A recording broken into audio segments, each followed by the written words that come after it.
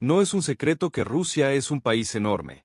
Pero, ¿cómo y por qué llegó a ser la nación más grande del mundo? En el siglo IX, los vikingos, conocidos después como los Rus, se establecieron en esta región y crearon el primer estado ruso. Para el año 1050, Rusia ya había alcanzado un tamaño considerable, pero luego empezó a declinar y fue conquistada por los mongoles en 1237. Cuando el imperio mongol comenzó a debilitarse, Rusia también perdió territorio. En 1380, logró liberarse del dominio mongol, y en los siglos siguientes, unificó varios estados rusos bajo un solo poder y empezó a expandirse hacia el este, llegando muy lejos en esa dirección. ¿Por qué? Déjame mostrarte un mapa de la estepa euroasiática. Aunque estas tierras son aptas para la agricultura, son malas para defenderse. La expansión hacia las montañas de los Urales ayudó a solucionar este problema, y Rusia utilizó a los kakas, un grupo de hábiles jinetes y guerreros, junto con su ejército para conquistar y someter a los pueblos nativos hasta llegar a los Urales. Con esto, lograron proteger sus puntos débiles, y para seguir expandiéndose, tendrían que conquistar tierras que son extremadamente frías y poco fértiles. Sin embargo, Rusia continuó hacia Siberia, motivada por varias razones principales. Siberia estaba llena de animales con piel y cazadores, y los comerciantes veían en ella una oportunidad lucrativa. Además, esa tierra era escasamente poblada, facilitando su conquista y sometimiento, y si los pueblos no cooperaban, se usaba la fuerza militar. Mientras tanto, Rusia empezó a centrarse más en su frontera occidental, ya que la vasta llanura europea representaba un riesgo enorme para su seguridad. Expandirse allí no solo aumentaría su poder frente a Europa, sino que también crearía una zona de amortiguamiento con ella. A principios del siglo XVII, Polonia había tomado parte del territorio ruso, pero en los años 1650, Polonia empezó a declinar, y Rusia aprovechó para recuperar sus tierras y ganar aún más, además de acceder a un mar que no se congelaba constantemente. En los primeros años del siglo XVIII, Rusia libró una guerra contra Suecia, que duró varias décadas, y al final, Suecia quedó exhausta y Rusia ganó esas tierras. Hacia finales del siglo XVIII, Rusia aceleró su expansión tras el declive del Imperio Otomano, conquistando Crimea para tener presencia en el Mar Negro. En el lejano oriente, la caza de pieles en Siberia llevó a Rusia hasta Alaska, con la intención de proteger esa frontera y fortalecer su dominio sobre el Mar Negro y el Caspio. Rusia también llevó a cabo una larga campaña para conquistar el Cáucaso, y tomó Finlandia del debilitado Imperio Sueco para crear una zona de amortiguamiento entre San Petersburgo y Suecia. En 1815, Rusia y Prusia dividieron Polonia, siguiendo una tradición de la época. Alaska, que había sido poco rentable por la sobreexplotación de sus recursos, fue vendida a Estados Unidos por $7.2 millones. Rusia expandió su influencia en Asia Central, ya que esa región era débil y apta para cultivar algodón. Como parte del gran juego contra Gran Bretaña, Rusia intentó proteger sus fronteras frente a la India británica y consolidar su influencia en la zona. Alcanzamos el apogeo del poder ruso, pero esa no es la Rusia de hoy. Aunque en los mapas parece impresionante, vivir allí era muy difícil. Rusia quedó muy rezagada en comparación con otras potencias europeas en aspectos como calidad de vida, economía e industria. El zar Nicolás II gobernaba de forma incompetente y con poca voluntad de modernizarse, lo que provocó un descontento que estalló en una crisis profunda tras las derrotas en la Primera Guerra Mundial. El país entró en una guerra civil y los bolcheviques tomaron el poder.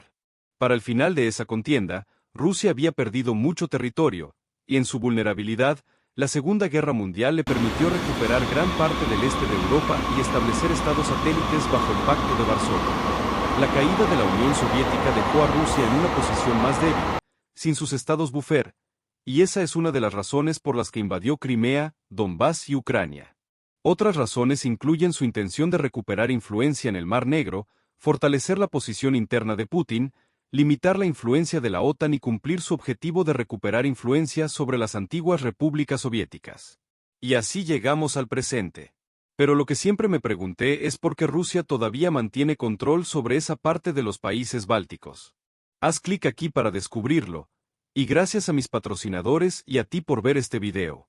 Desde sus raíces en la época de los vikingos, conocidos como los Rus, quienes establecieron los primeros asentamientos en la región en el siglo IX, Rusia empezó a formar un estado que, con el tiempo, se convertiría en la nación más grande del mundo en extensión territorial.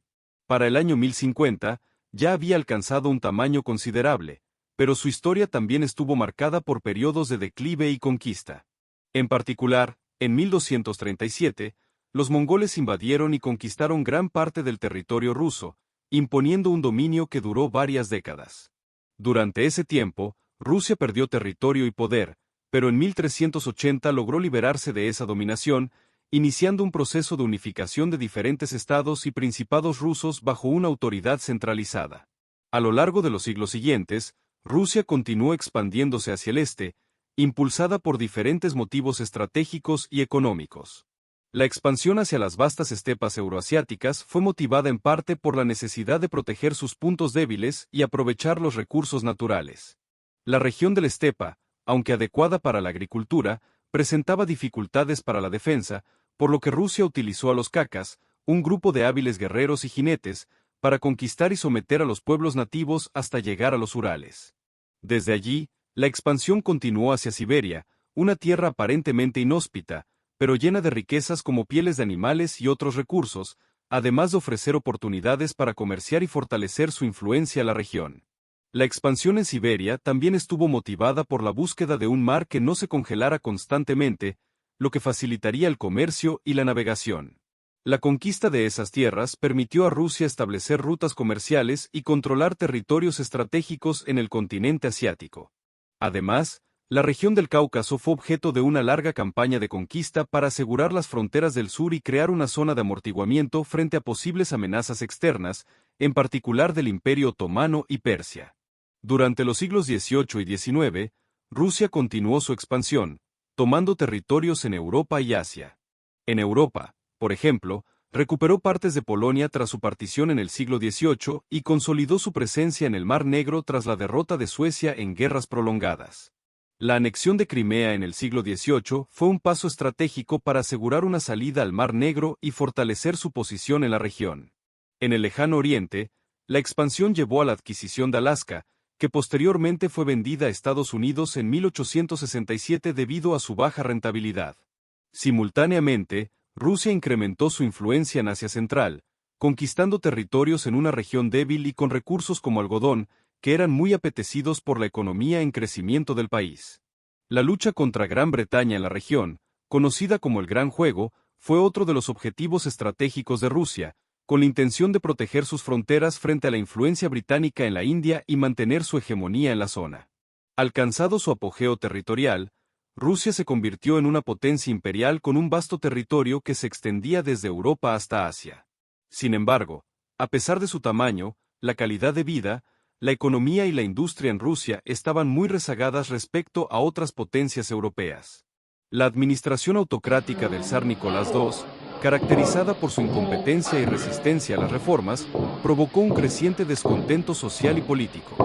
Esto desembocó en la Revolución Rusa y en la caída del régimen zarista, dando paso a un periodo de caos, guerra civil y la eventual instauración del régimen comunista bajo los bolcheviques. Tras la formación de la Unión Soviética, Rusia recuperó parte de sus territorios y aumentó su influencia en Europa del Este, consolidando estados satélites bajo el Pacto de Varsovia. La victoria en la Segunda Guerra Mundial le permitió recuperar zonas del este europeo y fortalecer su presencia en la región. Sin embargo, la disolución de la Unión Soviética en 1991 dejó a Rusia en una posición más débil, sin los estados buffer que antes la protegían de posibles invasiones.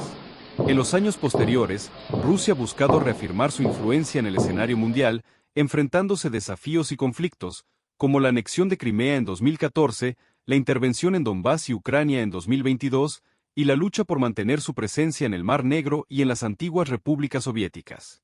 Estas acciones responden a múltiples intereses: recuperar influencia perdida, reforzar su posición interna bajo el liderazgo de Vladimir Putin, limitar la expansión de la OTAN y consolidar una esfera de influencia que remonte a su historia imperial. La historia de la expansión y consolidación territorial de Rusia revela su intención persistente de ser una potencia dominante en Eurasia, sea a través de la conquista, la diplomacia o la fuerza militar. En definitiva, la extensión territorial de Rusia no solo refleja su historia de ambición y resistencia, sino también los desafíos que ha enfrentado para mantener su integridad y relevancia en un mundo cambiante. La comprensión de cómo y por qué Rusia se convirtió en la nación más grande del mundo ayuda a entender sus acciones actuales, su política exterior y sus aspiraciones futuras. Su historia revela una nación que ha atravesado periodos de esplendor y decadencia, pero que siempre ha buscado mantener su influencia y seguridad en un escenario global en constante evolución.